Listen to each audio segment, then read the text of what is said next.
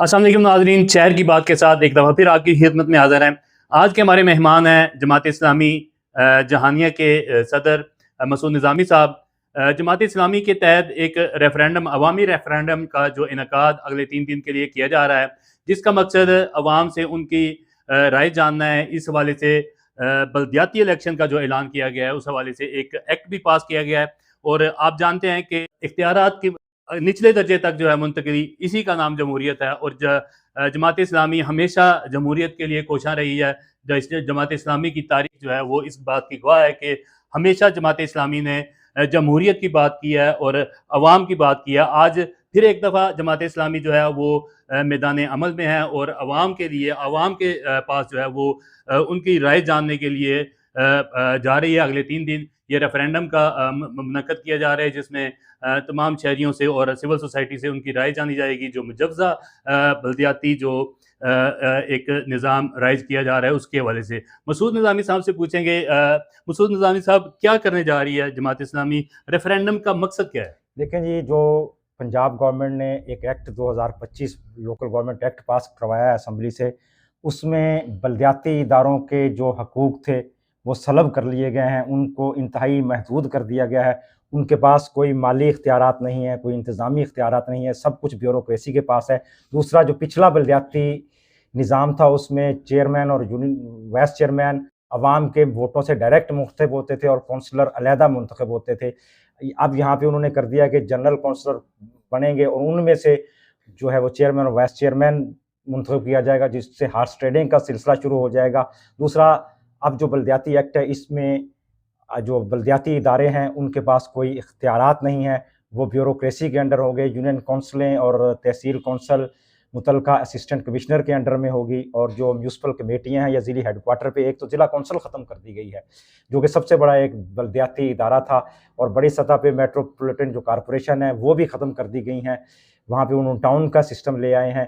اس لیے ہمارا یہ مطالبہ ہے کہ بڑے شہروں میں میٹروپولیٹن کارپوریشن یا میونسپل کارپوریشن بنائی جائیں، اور چھوٹی جگہ پہ جو یونین کونسل کی سطح پہ ہیں وہاں پہ چیئرمین اور وائس چیئرمین کا عوام کے ووٹوں سے انتخاب کیا جائے، اور ان کو مالیاتی اور انتظامی اختیارات بھی دیے جائیں۔ اس لیے ہم عوام کی آگاہی کے لیے عوام کے پاس اس ایکٹ کے خلاف جو ہے وہ ریفرینڈم کی صورت میں جا رہے ہیں۔ عوام سے ہم سوال نامہ پر کروائیں گے کہ آیا کہ آپ اس ایکٹ کو تسلیم کرتے ہیں، کہ یا آپ کو پرانا بلدیاتی نظام جو ہے وہ اچھا تھا یا یہ اچھا ہے۔ اس کے علاوہ ہم اس کے خلاف جو بلدیاتی ایکٹ ہے عدالت میں بھی گئے ہوئے، لاہور ہائی کورٹ میں جماعت اسلامی پنجاب کی ایک ریٹ پٹیشن زیر سماعت ہے، اور اس پہ آگے ہیئرنگ ہونی ہے۔ آپ یہ بتائیں مسعود نظامی صاحب، یہ ریفرینڈم آپ عوام کے پاس جا رہے ہیں عوام کی رائے جاننے کے لیے، اگر عوام جو رائے دیتی ہے، اگر اس نظام کے خلاف رائے دیتی ہے، تو کیا آپ اس کا بائیکاٹ کریں گے؟ نہیں، بائیکاٹ جماعت اسلامی الیکشن کا کسی ضرورت نہیں کرے گی۔ انشاءاللہ جماعت اسلامی چاہے بلدیاتی انتخابات جماعتی بنیاد پر ہوں یا غیر جماعتی بنیاد پر، جماعت اسلامی انشاءاللہ ہر یونین کونسل سے پورے پنجاب میں انشاءاللہ الیکشن لڑے گی، جس کی واضح مثال اسلام آباد میں جو بلدیاتی الیکشن ہو رہے تھے، بڑی حکمران پارٹی مسلم لیگ، پیپلز پارٹی، ایون جو مقبول ترین پارٹی تحریک انصاف ہے، ان کے بھی ایک نام سے وہاں پہ، چاہے وہاں پہ بلدیاتی الیکشن جماعتی بنیاد پہ ہو رہے تھے، کوئی بھی پارٹی پورے 100% اسلام آباد کے 100% حلقوں میں امیدوار کھڑے نہیں کر سکی۔ ہمارے ہر وہاں کی جو جتنی یونین کونسلیں بنی ہیں، اس کے ہر یونین کونسل میں چیئرمین، وائس چیئرمین، اور 8 یونین کونسل کے جو جنرل کونسلر ہیں، ایک سیٹ پہ 100% صرف جماعت اسلامی تھی جس کے کینڈیڈیٹ وہاں پہ کھڑے ہوئے تھے۔ سر، آپ یہ بتائیں کہ بلدیاتی الیکشن کی آمد کے موقع پر آپ ایک دفعہ پھر متحرک ہو گئے ہیں اور عوام کے پاس جو ہے وہ جا رہے ہیں جمہوریت کی بحالی کے لیے۔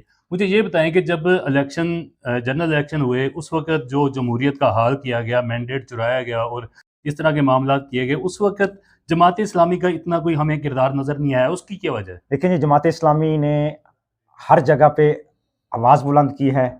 حافظ نعیم الرحمن نے ہر پریس ٹاک میں، ہر جلسے میں، ہر میٹنگ میں یہ کہا ہے کہ جیتا کوئی اور ہے، جتوایا کسی اور کو گیا ہے۔ فارم 45 میں کوئی اور تھا، 47 کے ذریعے جو ہم پہ مسلط کر دیے گئے ہیں وہ کوئی اور ہے۔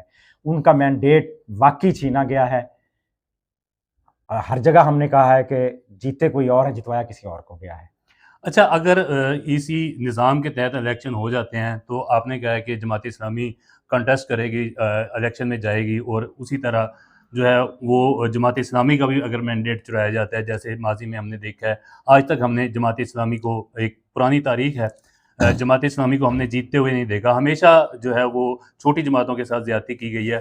اب بھی اگر اس کے ساتھ زیادتی ہوتی ہے اور اس کے باوجود آپ الیکشن میں جاتے ہیں تو کیا کہیں گے اس دیکھیں جی، الیکشن ہم لڑیں گے، ہم ایک جمہوری جماعت ہے الحمدللہ، یہ ہمارے اپنے بھی پرائے بھی جتنے بھی بدترین ہمارے مخالف بھی ہیں وہ بھی یہ تسلیم کرتے ہیں کہ اگر پارٹی میں کسی میں جمہوریت ہے، گراس لیول سے لے کے مرکزی امیر تک، جس کا باقاعدہ انتخاب ہوتا ہے، پارٹی میں نامزدگیاں نہیں ہوتی، اوپر سے مسلط نہیں کیا جاتا یہ فلاں صدر ہے فلاں جنرل سیکرٹری، وہ صرف جماعت اسلامی ہے، جس میں ہر جو ہمارے دستور میں لکھا ہے مقامی سطح پہ 2 سال، صوبائی سطح پہ 3 سال اور ہمارے مرکزی امیر 4 سال، وہ جو چیز ہماری لکھی ہوئی دستور کے مطابق، چاہے آندھی آئے، چاہے بارش آئے، چاہے یہاں پہ جمہوریت ہے، چاہے آمریت ہے، چاہے ماشاء اللہ ہے، جماعت اسلامی کے اندرونی جو انتخابات ہیں وہ ہر اس اپنے دستور جماعت کے مطابق ہوتے ہیں۔ ہم اس جمہوریت کے راستے کو نہیں چھوڑیں گے، انشاءاللہ ہم الیکشن لڑیں گے، دھاندلی ہوگی تو پھر انشاءاللہ ہم سڑکوں پہ ہوں گے۔ سر، آپ کی بات بالکل بجا ہے کہ موروثیت نہیں ہے آپ کی جماعت میں، ایک الیکٹرل سسٹم ہے اور ایک نظام کے تحت جو قائدین ہیں وہ منتخب کیے جاتے ہیں، لیکن اس میں ایک اختلاف یہ ہے کہ آپ اس کرپٹ نظام کا حصہ بھی بنتے ہیں اور اسی کرپٹ الیکشن میں بھی حصہ لیتے ہیں، اور اس کا ہم نے دیکھا ہے کہ ماضی میں بھی جماعت اسلامی جو اس کا حصہ رہتی ہے اور کرپشن کے باوجود، الیکشن مینڈیٹ چوری کرنے کے باوجود اسی میں جو ہے وہ نظام کا حصہ رہتی ہے۔ اگر ایسا نہیں ہو سکتا کہ آپ اس نظام کو ریجیکٹ کریں، اگر آپ کے ریفرینڈم میں اگر عوام اس کو ریجیکٹ کرتی ہے اس نظام کو، تو کیا کریں گے؟ دیکھیں جی، تبدیلی جب بھی آئے گی جمہور کی آواز سے، عوام کی رائے سے آئے گی۔ سید مودودی رحمۃ اللہ علیہ نے بہت عرصہ پہلے فرمایا تھا کہ ایک راستہ ہے، اس پہ مسجد بھی اسی پہ ہے، مندر بھی اسی پہ ہے، چرچ بھی اسی پہ ہے، شراب خانہ بھی اسی پہ ہے، کسی کا گھر بھی اسی پہ ہے اور اس کی دکان بھی اسی پہ ہے، سب نے اس راستے پہ جانا ہے۔ ہم نے وہ راستہ اگر بند ہو گیا ہے، آگے رکاوٹ آ گئی ہے، کوئی پتھر آ کے گر گئے ہیں، کوئی گھنے درخت گر گئے ہیں، وہ راستہ بند ہے، ہم نے جد و جہد کر کے وہ راستہ کھلوا کے ہم نے اپنی منزل مسجد کی طرف جانا ہے۔ جس نے وہاں جانا ہے وہ چلا جائے، ہماری منزل جمہوریت ہے، اس جمہوریت کے راستے کو ہم چھوڑ کے کسی اور راستے کو نہیں اختیار کریں گے۔ عوام کی رائے آج آئے کل آئے، عوام اگر یہاں پہ پراپر بار بار صاف ستھرے فیئر اینڈ منصفانہ الیکشن عوام کی رائے کے مطابق ہوتے ہوئے تو ایک نہ ایک دن انشاءاللہ اچھے اور سارے لوگ، صاف ستھرے لوگ یہاں پہ آگے آئیں گے۔ ہم نے یہ جمہوریت کا راستہ نہیں چھوڑنا اور کوئی راستہ اختیار نہیں کرنا۔ یہاں پہ تبدیلی آئے گی تو جمہور کے ذریعے، ووٹ کے ذریعے آئے گی۔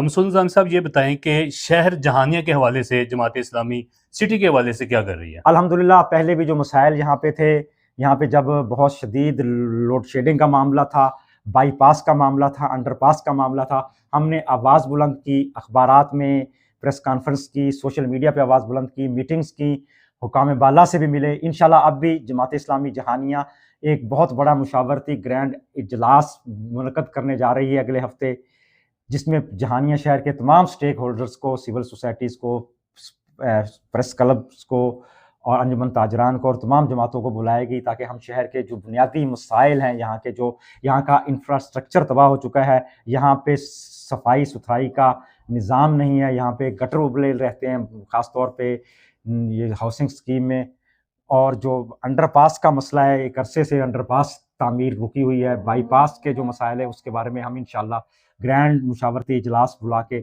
عوام کے سٹیک ہولڈرز کو ملا کے ایک انشاءاللہ۔ چلیں، اذان بھی ہو گئی ہے، بہت شکریہ۔ تو بہت شکریہ۔ جماعت اسلامی جمہوریت کی بنیادی مضبوط کرنے کے لیے ہمیشہ مؤثر کردار اس نے ادا کیا ہے۔ اللہ تعالیٰ آپ کے اس راستے کو ہموار کرے۔ آج تک کے لیے اتنا ہی۔ بہت شکریہ۔ تو ناظرین، یہ تھی آج تک کی ویڈیو، ملتے ہیں اگلی ویڈیو میں۔ اللہ حافظ۔ بہت شکریہ۔